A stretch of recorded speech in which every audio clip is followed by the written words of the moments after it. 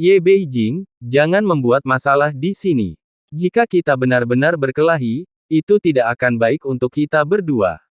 Tatapan Hua Ken tertuju pada wanita di hadapannya, wajah cantiknya dipenuhi keseriusan.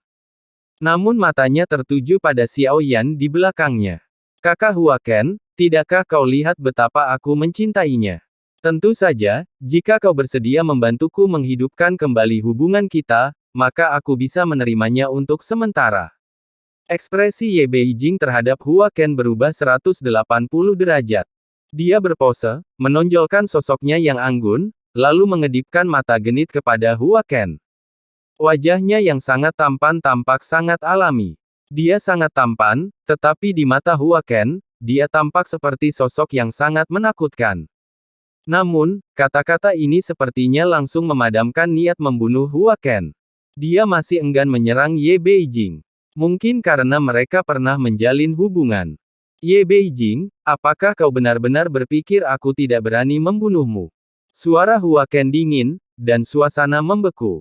Selain Xiao Yan yang berdiri tegak, ada sosok lain. Chu Jiangye menyilangkan tangannya, tatapannya penuh minat. Melihat pemandangan ini, dia berpikir, saudaraku, kau memang luar biasa. Kau bahkan memiliki wanita secantik ini, yang rela melakukan apa saja untuk menyelamatkanmu. Chu Jiangye mendecakkan lidah kagum. Xiao Yan menoleh ke arah Chu Jiangye, alisnya sedikit mengerut. Dia belum sempat berbicara dengannya, tetapi sekarang bukan waktunya. Mereka perlu menyelesaikan masalah mendesak. Miao Lianhua dalam keadaan siaga tinggi. Jika kedua pihak berperang, dia kemungkinan besar harus terlibat. Xiao Yan melihat situasi tersebut. Termasuk dirinya sendiri, 4 dewa kekacauan sudah terlibat, tetapi situasi saat ini tampak agak tidak bersahabat. Pertarungan bukanlah masalah utama, tetapi masalah utamanya adalah dirinya. Dan ini mungkin situasi yang paling diinginkan divisi Changmi. Terlepas dari apakah Hua Ken adalah Changmi Silek atau Three Child, yang terbaik adalah menghindari perang karena hal ini.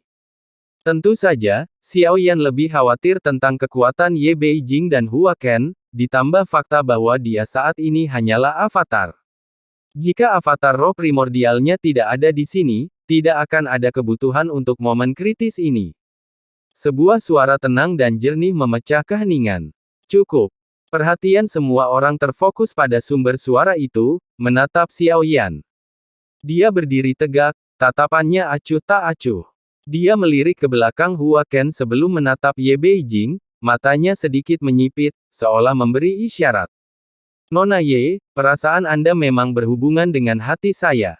Saya juga ingin pergi ke alam ilahi 9 langit untuk belajar alkimia. Saya akan pergi bersamanya. Mohon jaga diri, Nona Ye. Xiao Yan mengepalkan tangannya dalam salam hormat. Miao Lianhua berdiri di samping, tatapannya sangat kompleks. Dia jelas sudah mengetahui identitas semua orang, itu bukan lagi rahasia. Hua Ken, sebagai reinkarnasi yang mulia yang ingin menangkap Sensi, dan juga orang yang disebutkan dalam pertemuan itu, Jiu Ye Beijing, tampaknya memiliki hubungan dengan yang mulia ini yang melampaui persahabatan. Informasi ini cukup mengejutkan. Namun, Hua Ken dan saudara perempuannya, Miao Liankong, juga tampaknya memiliki hubungan yang tidak jelas. Xiao Yan, Raja Serigala, katakan saja, dan aku akan melewati api dan air untukmu. Bahkan yang mulia surgawi 9 yang perkasa pun berani melawannya. Ye Beijing tampaknya mengerti maksud Xiao Yan dan segera berteriak dengan suara berat. Xiao Yan berbalik dan tidak menjawabnya. Mata Ye Beijing segera menunjukkan kesedihan. Perubahan peristiwa yang tiba-tiba ini mengejutkan semua orang. Hua Ken sedikit mengerutkan kening. Dia bingung, tetapi dia tidak menyangka bahwa Xiao Yan akan mengambil inisiatif untuk mengikuti.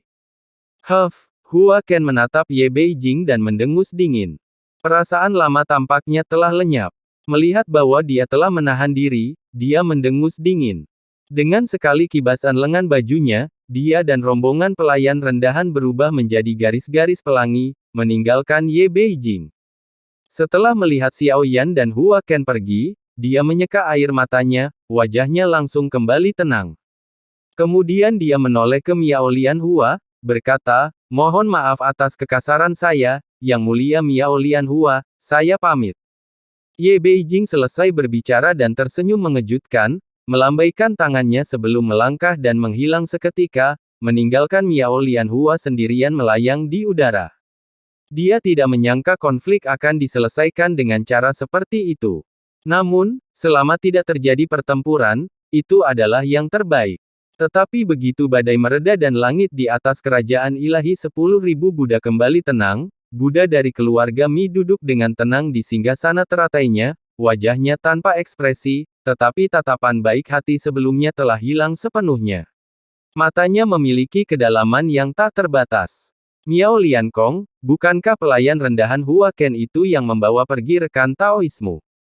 Buddha alam yang hilang memandang Miao Liankong, yang berlutut di hadapannya, tak berani bergerak sedikit pun, dan berbicara dengan suara lantang, "Guru, pendekar pedang terkenal itu telah dirasuki oleh bajingan itu, yang bahkan menelanjanginya dan memaksanya untuk membawanya ke laut jiwa spiritual 7 warna. Baru saja, dia tidak punya pilihan, dan murid itu, menyadari kesalahannya, gemetar seluruh tubuhnya, tampak sangat ketakutan." Buddha alam yang hilang, setelah mendengar ini, tidak marah. Dia hanya menggelengkan kepalanya, "Karena hidupmu tidak dalam bahaya, sebaiknya kau pergi ke mimbar meditasi untuk menerima hukumanmu. Mengasingkan diri dengan benar untuk merenungkan kesalahanmu, dan melantunkan sutra serta membaca doa-doa Buddha untuk banyak tokoh kuat alam suci yang binasa karena dirimu."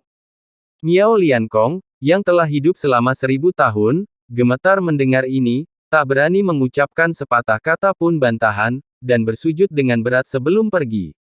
Sesaat kemudian, Miao Lianhua, yang menyerupainya, perlahan muncul.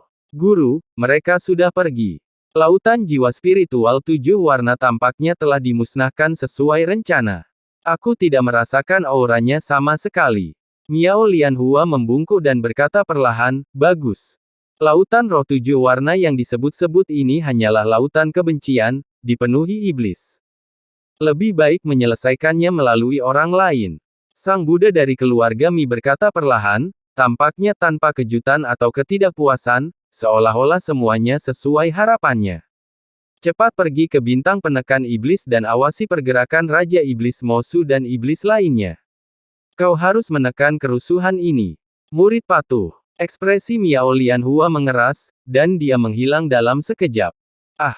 Cahaya pedang menembus kehampaan yang luas, kecemerlangannya bersinar di depan.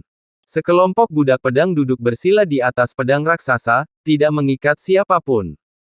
Tetapi energi pedang tak terlihatnya seperti sangkar besar. Hati Xiaoyan tenang seperti air, diam-diam mengikutimu. Mengapa kau meninggalkan perlindungan Ye Beijing dan dengan sukarela mengikutiku? Apakah kau pikir aku akan percaya kau benar-benar tunduk? Tatapan Hua Ken tajam, seperti pedang nyata yang menusuk Xiaoyan. Xiaoyan membalas tatapannya, tanpa ekspresi, dan berkata dengan suara berat, "Yang mulia, Anda terlalu banyak berpikir. Tidak perlu melibatkan orang yang tidak bersalah, dan saya tidak ingin menyeret Nona Ye ke dalam urusan kita. Pada akhirnya, ini harus diselesaikan di antara kita. Hidup atau matiku adalah takdirku." Menghadapi ketenangan Xiaoyan, Hua Ken merasa semakin tidak percaya, mencoba mencari kekurangan atau ketakutan di wajah Xiaoyan, tetapi hanya melihat ketenangan yang mendalam. "Sungguh menarik. Yang mulia, anggap saja ini pernikahan dengan Bai Yujing, pertemuan tak terduga dengan Kaisar Langit," pikir Xiaoyan, sebenarnya sedang menguji niat Hua Ken. Apakah dia mengincar nyawanya, ataukah dia memiliki rencana lain? Sekarang tampaknya yang terakhir.